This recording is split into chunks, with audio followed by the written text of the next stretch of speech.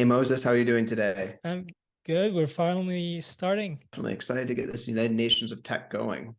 Yeah, exactly. I think maybe we can start by introducing ourselves and why we're doing this podcast. Definitely. Definitely. Creating this podcast is a way that we can get more information out here to people about what technologies are out there, whether this is blockchain and Web3, whether this is satellite imagery, whether it's AI, or even things that are much simpler. What are the tools we can use in development that can make a big impact, to make a big difference? In regards to my own background of what brings me here, I studied international finance, economics, and emerging markets. I worked as a diplomat. I've worked at the African Development Bank. More recently, I'm doing consulting work about digitalization and blockchain and fintech for UN agencies, for USAID, for the European Commission. And I see there's so many tools we can use, but there's a lot of lack of awareness of what's possible. On the one hand, this is on the development side and on the public sector use cases. On the other hand, as well, there's a lot of brilliant minds, especially in developing countries, coming up with new tools and new systems. And if more people knew about them and knew what's happening and what's being used, I think the adoption could be even faster. And I want to see us just get information out to people. What are the latest new things we see so that these things can be used and be implemented, and we can bring people together to find better solutions even. Yeah, I totally agree. And actually, I have a similar background. I've worked extensively with different United Nations agencies and in Europe and the Middle East and Africa. I actually started my career working for the private sector, and then I realized that the world, doesn't only function thanks to the private sector. It functions thanks to politics as well. So I got curious about politics, moved from the private sector, public sector. But then after a while, and especially since COVID started, um, I realized that there was a missing piece of this puzzle of how the world hangs together, which is technology. I mean, it really made me think and ask myself and actually realize how important technology is, whether you're working in a private sector or in the aid industry, the aid field. But unfortunately, a lot of people actually do not know the potential of this of tech. Yeah. And especially people who work in the aid sector, whether it's practitioners or people affected by different conflicts. Yeah, I want And to I jump think in there. our podcast actually Mhm. will be useful to a lot of people, not only to colleagues in the field, but also to people who might be activists or community leaders in different places of the world, not only in the developing world, but also in the developed world. And hopefully we will get to share some of the utilities that tech has to improve lives.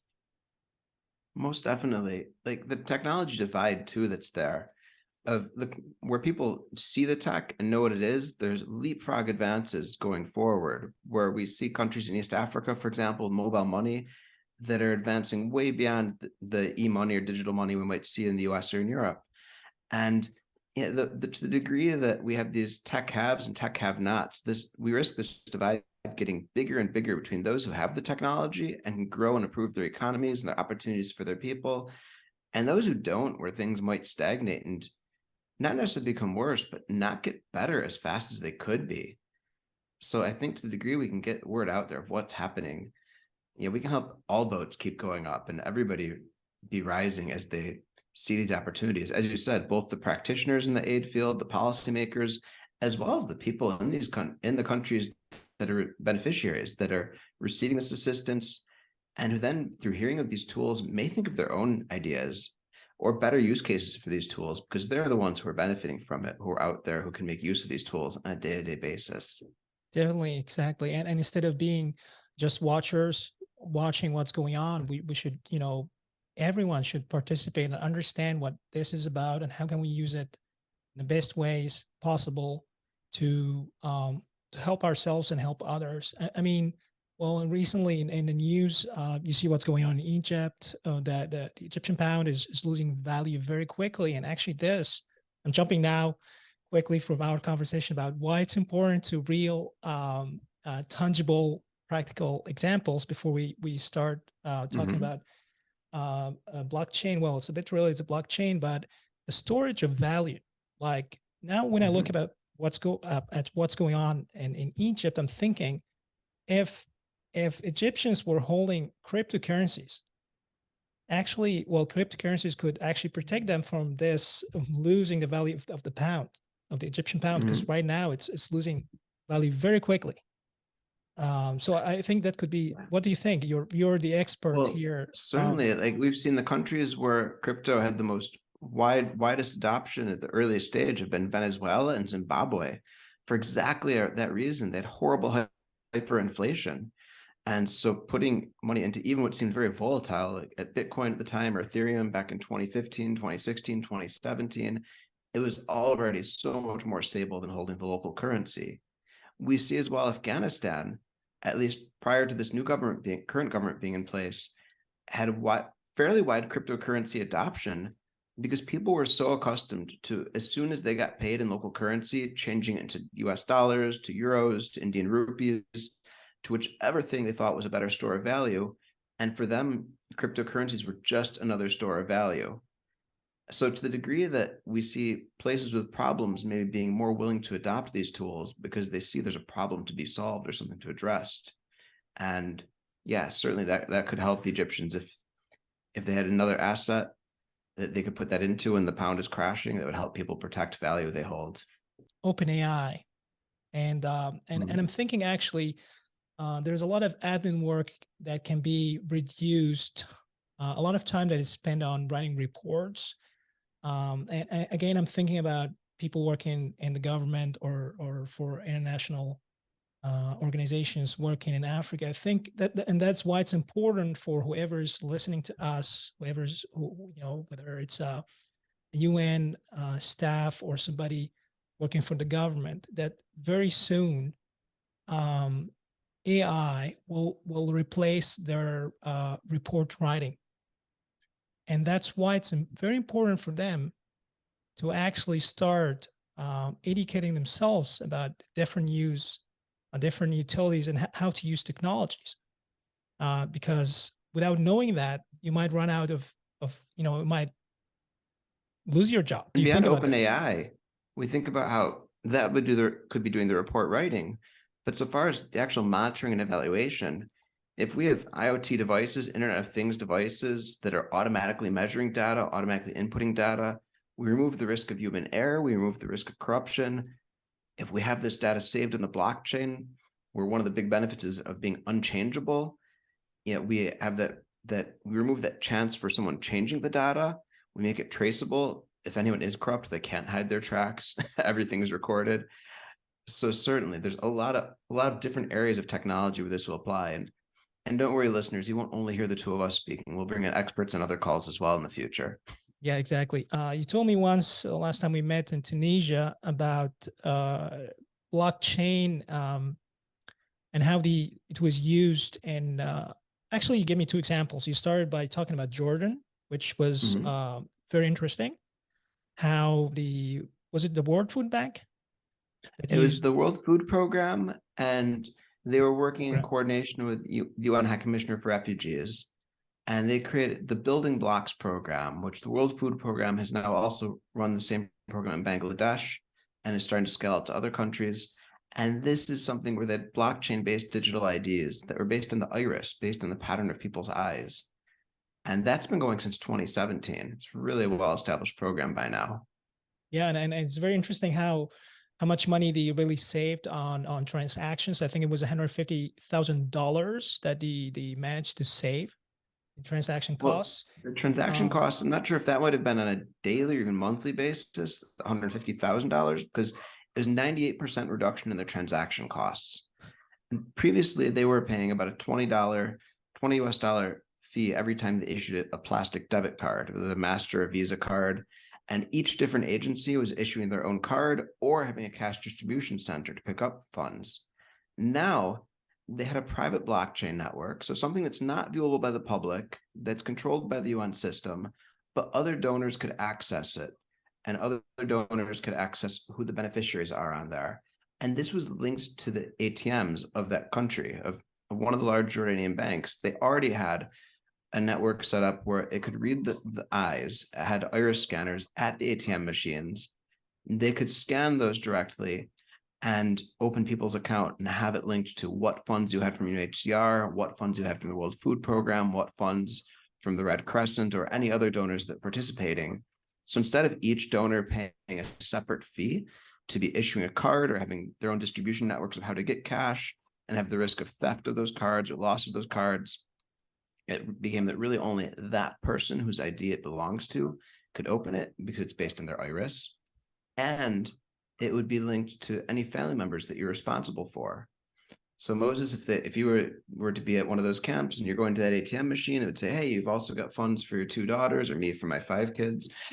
And it would link to those other accounts as well. And you would take out then Jordanian dinar or dirham rather, and not have any issue of going somewhere separate or somewhere different than other people do to get your cash into your system. It also gave people a degree of choice because they started distributing the food through a grocery store on the camp and later on nearby grocery stores, where you would actually be accessing your same account that you would access through this cash-based account at the ATM machines. And they had the iris readers at the cash registers. So you would still select your own food, your own items. You'd have your pick, not just getting a standard lot of the same as everybody. You had that freedom of choice of these are the groceries I want to buy. And you would be able to go to that grocery store and you, again, your iris being scanned by the device at the cash register, be able to make that purchase of whatever goods are in the grocery store. So again, you're not going to stores that are selling other types of products. It's particular grocery stores, particular stores that have made agreements to be part of this network that you're using it at. But still, you're being able to pick which groceries you want. It's not that you don't like cabbage and hey, cabbage is what's in your basket this week. You go to the grocery store, you pick the ingredients you want, and you've got your allotment of cash towards your family buying those items you need. Yeah, exactly. Do you know if this system is still going on, or because I know it was an initiative? Are they Yes, still? it's still going. So far, it's going still in Jordan. They've had more than I think it was maybe 15 million people. It was a huge amount that had registered through the system, but at some point passing through Jordan or passing through the camps. But I think there's still about 500,000 active users of it. Again, because there's still simply a lot of people who came from Iraq and Syria or from other locations as well who are still in camps in Jordan. And that system is still going. They've also started using the same system in Bangladesh with the Rohingya refugees. They're looking at other use cases in other locations. And again, the technology, it's a private blockchain network.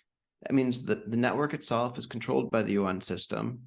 In this case, in Jordan, they had 5 Amazon servers, and they took the Ethereum code and they basically put that locally onto the Amazon servers they had, and they rented server space from Amazon, and they ran their own private blockchain for administering this network. So yes, this is still going in 2 countries now, in Jordan and in Bangladesh, and something that could be replicated. The tech is, of course, relatively easy and old in the sense that 2017, 2018, it's really more the bureaucracy. Many of our listeners know that already, that the biggest challenge is getting national governments, getting private sector partners, getting especially international organizations that you might be working for directly on board and getting them to accept this new system, this new tech, this new way of doing things. And so for that reason, we want to make things as simple as we can in how we explain this to get as many people on board and answer questions. And we can take questions through our social media accounts as well, following up on this. And we'll also be sharing resources and articles where you can read more details about the programs we present. And we just want to educate you guys out there on how these tools can be used and make people more comfortable with them, and hopefully have you think of new ideas of what else we can do with it. I really wonder, why aren't the international organizations trying to consider tech solutions to what's going on? I mean, lately UNSML, which is the UN agency in charge of managing things in Libya, there's been a lot of like there's been a scandal and a lack of transparency and a lot of criticism about them. And, in my latest newsletter, I talked about why can't we just put in place, technological systems to make sure, and I think to make sure that things are happening in a transparent way. And at the same time, which is good because it's good for the beneficiaries. It's also good for the UN itself and everybody working there, because then they have a proof that they are doing things right, to avoid Mhm. any misconceptions or any rumors that are not based on truth, on reality. um so I don't know, like you were saying, like we need to bring the private sector and public sector together because they need to work together, like what happened in Sierra Leone. And you're going to tell us a little bit more about this. I think the private sector is probably more willing, moves faster, obviously, because they have, Mhm. usually you have less bureaucracy, and they are willing to test new things and venture into uncharted territories. The public sector and international organizations like the UN, bureaucracy in it moves much slower. But what do you think? How can we get them to realize that, hey, we need to go faster? Do you think that by any chance that all the technological advances that we're witnessing right now, can they like help make things go faster within the UN or within um, international organizations that are working in the aid sector? The tech certainly can help things go faster. It's really a matter of getting the bureaucracy, getting people who are there to be well accustomed to how it works. And I'm not criticizing the bureaucracy. It's there for the reason, of course, to prevent a lot of the corruption we're seeing and to have safeguards and have things that work in a proper fashion. And in that same way, it's hesitant to take on risks. We see things with the FTX scandal, about scandals about cryptocurrencies. And people with reason are nervous if they don't know much about blockchain and don't know what else this technology can do. And they've only seen the headlines about scandals taking place. They think, oh, well, we've got corruption problems here, but at least we understand them. This new technology, we don't even know what that is. Might be even worse, right? So, so in that sense, the more we educate people about this and have policymakers and users knowing what this is, that's going to be one aspect to allowing these tools to help accelerate growth.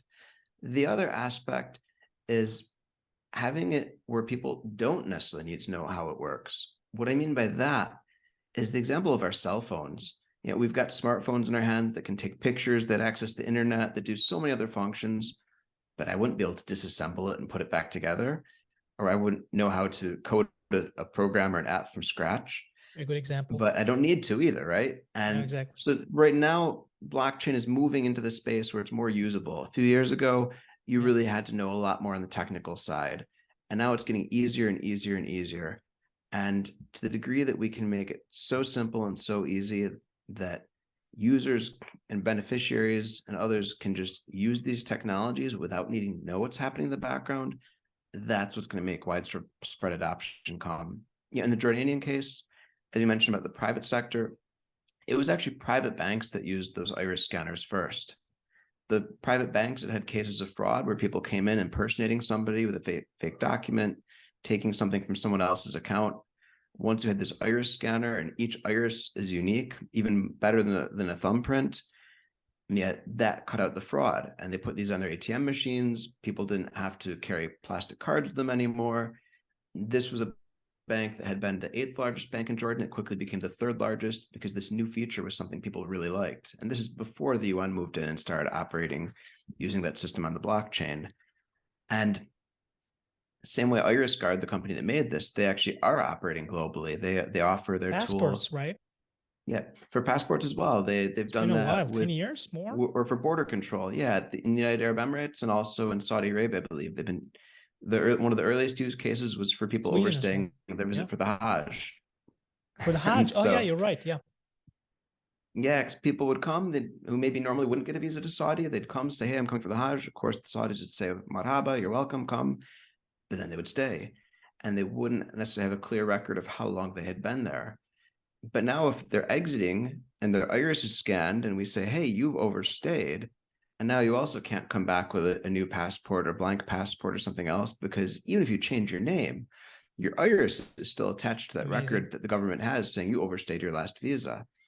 So this could be something, again, that leads to, what about if we have a future where we don't have physical passports anymore?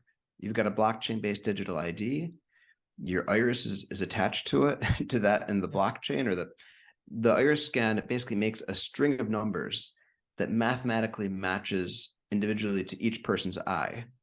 And so if each person on the planet has a blockchain-based digital ID that's tied to their iris, and you no longer carry any passport with you anywhere anymore, you just arrive at the airport, you look in a mirror, the mirror has a camera behind it. As soon as you can see your own eye, it's already read the image of your eye, and you just don't need a passport anymore. And the tech of what IrisGuard has made, I'm not trying to pitch an individual company, but these guys are brilliant. I love what they've done. I've met their team before. I know their chairman. They're a great group. They've got this simple enough that even if you have an inexpensive basic smartphone, say you've got a 30 € Android phone, that's good enough to run their software now. In the beginning, you used to have this massive hood that you'd put your head inside of, and that's 5, 6, 7 years ago. Now, if a small storekeeper just has a simple Android phone, they download the app onto it, it's going to work fine to be able to point the camera from that basic Android phone at you and read your iris and be able to check how you are in connection to that system. Things are moving so fast. I feel like it's very important for everyone to stay on top of things at least, and be updated. But as you said as well, tech, we don't need to know coding or understand the nitty gritty of everything. It's a bit like driving a car. I drive my car every day, but I don't know how the motor, like if it would break down, I wouldn't be able to fix it. Exactly. But I know how to operate it. I also noticed, speaking of the blockchain and if crypto, a couple of years ago, trading or buying crypto was, like platforms were complicated. And lately, I sent you a link. I came across Coinbase, right? Yes. And I was like, wow, this is super user friendly. Like, you don't need to know everything about how crypto works or the blockchain or anything, or stable coins and all that stuff, but it's they explain to you things. Like, it's super easy. It's like as easy as using LinkedIn or Facebook to code and all that stuff. Certainly. Like my own team that I work with at IADI, we had created a supply chain tracking system, and our initial users were coffee workers in El Salvador and Costa Rica. And we had to have this simple enough that some of these workers who were barely literate would be able to use it. So we said, hey, we're going to make this tool that connects to the blockchain. It's going to put a hash or a record of all the data into the blockchain, but it's going to be set up in a way that somebody who's illiterate could use it. There's only 4 buttons on the screen. They're all picture-based. When you would take a picture of something, you would scan something, you'd hit the send button, and the date and the time and the location and whose phone the data came from would be added into the blockchain. And like that, we made the data entry for tracking supply chain items as simple as possible. Because at the early stage, of course, maybe we have workers without much training or much education. And then in the final stage, we still just want to keep it easy for people to use. And then the final consumer could just scan a QR code and see the whole history of where that product came from and every entry made for that product. And I think that's something that we'll see more and more in stores. The technology's been there a few years, and some companies already have adopted it. But I think that's something that we'll come to expect, that we should be able to know where every one of our products came from, who worked on it, where did it come from. Some of the things that my team and others are also working on right now is sending tips, which is actually fairly simple. Once you have a company involved with it, you could send tips back to the farm worker who picked your fruit. You could send tips to the textile worker who helped sew your clothing. Because you can trace it back to the blockchain, right? Yeah, like, the individual worker who worked on your clothing, for example, or who picked the fruit that worked in that section of the field. And if they have a digital ID that allows them to enter data, that can also be a wallet for them, that you actually send them a tip in cryptocurrency back. And then they can, of course, convert that to normal fiat currency in their home country. Of course, that's where we get into the legal barriers of like, okay, is it easy to convert it from this tip you gave them in stellar lumens into, say, dollars or pesos or whatever, depending which country they're in. but the tech is there. Now it's a matter of adoption, of getting people more aware of it. And all these cases that we've given super short examples of today, we'll be able to go into more detail in each of these and other calls. Definitely. But again, we really want to see how we can include more people in the system, give people more knowledge, and all these things to be widely adopted just need to be super easy to use, super simple. As you said with the car example, that was a great one. We don't necessarily know how to fix cars. Maybe our dads did, but we don't. Yeah. But now actually our parents know how to use smartphones and apps. Like my dad is almost 80 now, and I was amazed by how fast he adapted technology because it's user friendly. Like now he can be on his iPhone. He knows how to add, we talk every day on FaceTime, and he knows he knows how to do like online banking, all that stuff. So it's not rocket science eventually. So we talked about the private sector. We talked about the public sector. And actually, you just mentioned tips. I think that's another field in which technology can be useful. Charity or zakat, for example, for Muslims, it's you'll be able to send your charity money to people who have who have provided you with stuff, or whether if you are in the West, you can send money to people in Africa or in the Middle East who are less privileged. That's another use that is exciting. Yeah, like if you want to send, if let's say, since so many of our garments come from Bangladesh, Yeah. and you say, hey, I want to send zakat to a garment worker in Bangladesh who'll help make my clothing, you can do that. It's not adopted there, isn't widely used yet, but the technology exists. And we're starting to integrate that. And I say I say I've got some partner companies as well as competing companies that are working with the fashion and the garment sector to actually adopt and implement these tools. And so this is something that the tech exists, the tech can be implemented. We just need companies and their full supply chains to join into it. And you could actually be sending tips to that garment worker in Bangladesh. You could be sending tips to that coffee farmer in El Salvador. You can say, yeah, this coffee is really good. I'm gonna send 50 cents this morning to my coffee worker. Yeah. And you could do that every day, and that would add up over time. It's amazing. Like imagine if you could just scan with your phone the T-shirt you just bought, or the coffee bag that you just got from the grocery store, and the phone can tell you, okay, who worked on it. So suddenly it has a name if the person wants to be known, and then you can just send him a tip today because he backed that bag. So we've been talking on the shirt topic, for example, Scarabæus Soccer in Egypt, also run by another BMW responsible leader, an organization that, for those of you listening, Moses and I are both part of that. They're talking to us, have signed a letter of intent to try out our new tech once it's ready. And they've been part of the ADDI fellowship program in the past. So we have partners like that in the garment sector already who are ready to start testing and implementing these things.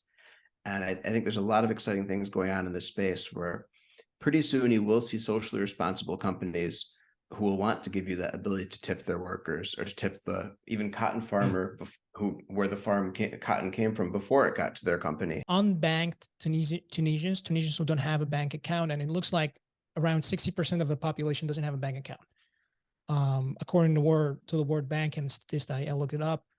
Now, in Sierra Leone, they did something similar to because it has obviously consequences. If you don't have a bank account, then it's very hard for you to prove your loan, your credit history, and all the stuff that you can get a loan. You're stuck in poverty. What did Sierra Leone do to get what was the solution that the United Nations came up with using tech, the blockchain? Yeah, so to begin with, Sierra Leone was way behind where Tunisia is now at the beginning of this. In the sense, Tunisia has national ID cards for everybody, and everybody at least has a national ID. They were at the level where most adult citizens, I think more than 80% of adult citizens, did not have a national ID card. So in 2017, they started work and with UN Capital Development Fund, with UNDP as well, to create national ID cards and national ID registry for everyone. Just they simply would have a list and ID number for everyone in the country. But that didn't mean that everybody actually had a card or had something physical to prove, and actually knew what their ID number was. And what's the risk of them losing that card and not having it, not getting access to it? So what they did is they created a blockchain-based digital ID system. In September of 2018, the president of Sierra Leone came to New York to the General Assembly, and his speech to the UN General Assembly, he's telling the world, by next year, Sierra Leone will have a blockchain-based digital ID for every adult citizen of our country. The time was 5.1 million adults he was talking about. Population, of course, has grown since then, but he was talking about 5.1 million adults would have a blockchain-based digital ID within 1 year. People clapped politely, yes, nice, nice, but saying, will this country that's had a lot of conflict, a lot of challenges, some of the lowest levels of digitalization or even of electrification, will they get a blockchain-based digital ID? Like Estonia's done that, but who else? No, right? And indeed they did. By September of 2019, he was back at the UN General Assembly to announce, we have implemented our system. Every adult citizen of Sierra Leone has a blockchain-based digital ID. They built this using Hyperledger, which is a type of blockchain network that's used for private blockchain networks. But just because it's private doesn't mean it's limited or fully limited who can access it. The general public can't see it, but everyone who needs to see it, who's been given access to it, can access it. So in this case, it meant the government could access it. And also their partner who helped implement it, Kiva Microfinance, based in San Francisco, New York, or San Francisco, California. They had helped finance and develop it as well. They could see it. Kiva was involved because their big challenge in microfinance in the region was saying, hey, if you can't prove who you are, that's the starting point for credit history. I mean, yeah, we want to see your credit score, but you don't even have a credit score if you can't even prove what your name is. And so the credit score is the part that comes later on as they keep developing this. But that starting stage was, let's just create a digital ID for each person. And it's thumbprint based. So again, there's no card to lose, no long number to memorize. Just I put my thumbprint down on the reader and it opens the account. Yes, there's a risk if your thumbs get burned or as you age, your thumbprint wears away a bit compared to say the iris scan. But overall, it's a well-functioning system. Now they have digital IDs for each adult citizen of Sierra Leone. You can go to also to government offices, you go to financial institutions, you put down your thumbprint, they bring up who you are. For now, this is just used to verify the name and access then to credit for microfinance. But over time, this can be adjusted. And you could add medical records, you could school records. And Kiva is looking to roll this out throughout the region as well to other countries that face similar problems. Because again, it's not only Sierra Leone where they're having that lack of digital IDs or lack of IDs in general.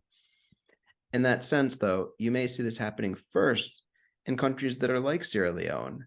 Because if we were talking about this here in Tunis, for example, where everybody has a digital ID, or not digital ID, a physical ID, everybody has an ID number for the most part, maybe not a bank account, but they have a national ID. The government may see less reason to create it because they say, well, everyone has an ID. We've got a system that mostly functions. Why change it? But in places where there isn't a functioning system, where there isn't a clear ID or a clear way to identify people, that's where I think we'll see this roll out first. ID of some kind. They don't necessarily have access to the banking system yet, but they have an ID. On the banking system, I think there we also have the issue in rural areas that is similar to what I've seen in other places, where people in rural areas maybe don't trust the banking system or don't trust having their money kept somewhere else or don't trust digital systems. And so in that, it comes to education. Like last year, I did a project for USAID focused on El Salvador, and I wrote the digital economy component of it. That'll be published soon, but some of the overall themes there were that people in rural areas, people who are unbanked, didn't trust digital systems. They didn't trust banks. They trusted keeping cash in the box at home. And so getting people to trust financial institutions, let alone trusting digital banking, those are the challenges we have to start with. And I think that's the same issue here in Tunis, especially in rural areas or the people who are unbanked. It's simply they don't trust the banks at this point. The banks are something of the rich people. And so getting that first level of trust in banks or can trust digital finance because they don't necessarily need a bank. Exactly. And I think the banks are terrified. I spoke the other day with a friend of mine who works at a bank here in France, and she said that there's a lot of people are worried about losing their jobs in the banking sector because they feel like, the blockchain can take over because, the middleman, it will lead to a lot of people feel like, we don't need the middleman anymore. Like, why would I pay all these fees for my credit cards? And every time you want to send money somewhere, like us, for example, we lose a lot of money from, whenever we have international clients, between the currency exchange and the fees for sending money overseas. It's crazy. Like, I also Mhm. noticed that a lot of young people in, North Africa, whether it's in Egypt or in Tunisia, they feel more at ease using, crypto and sending money. Like, they trust that the blockchain more than they trust the banks. Yeah, I think that it may vary both between countries and between regions. For example, the students I'm teaching, yeah, they're at one of the top most private or top private business schools in the country. And so my students, yes, they're very comfortable with it. But if somebody is living in a rural area, doesn't even have a regular internet connection, doesn't live on Instagram like my students seem to, then it might be a lower level of trust in digital payments. The other aspect comes from the regulatory environment. Again, here in Tunis, about 2 years ago, a young freelancer was arrested for accepting payment internationally in Bitcoin. Again, the authorities, they said, we think he's trying to evade taxes by accepting this international payment. He says, look, I was just trying to have a fast, easy way for people to pay me.